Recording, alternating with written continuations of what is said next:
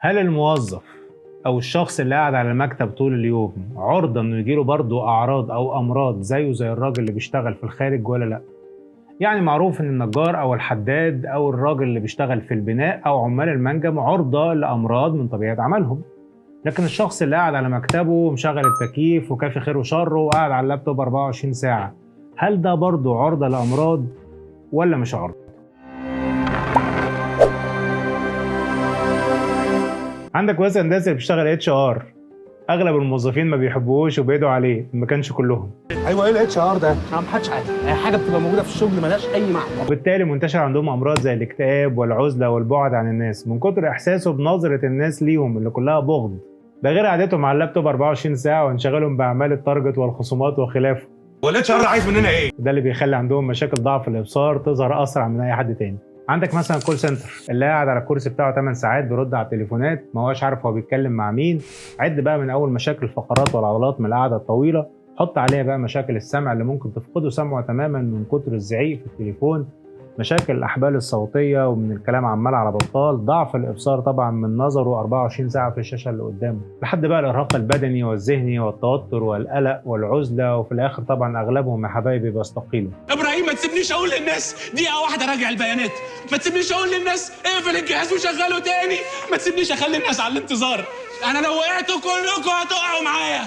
اخوه بقى بتاع الريسبشن هو بالظبط، بس الفرق ان ده بياخد اللكمات عيني عينك، ده في وشه في وش المدفع على طول، ما عندوش اوبشن بتاع حضرتك اتصل بينا بعد ساعه عشان السيستم وقع، ما عندوش الاوبشن بتاع مش سامع حضرتك كويس يا فندم، بيواجه على طول، وبالتالي هو عرضه برضه لمشاكل الفقرات والابصار والسمع والارهاق الذهني والبدني وخلافه.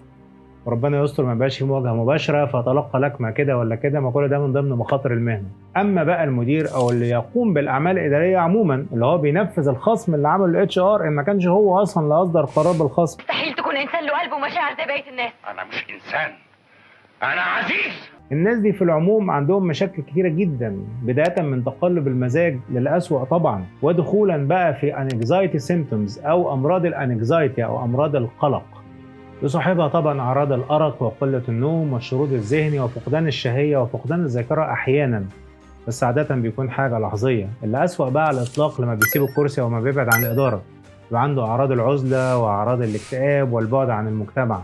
الحقيقة إن الأعمال المكتبية برضو لا تخلو من مخاطر، وبالتالي لو أنت بتشتغل شغل مكتبي وفاكر إن أنت كده بعيد عن الريسك، لا، أنت في جوه الريسك.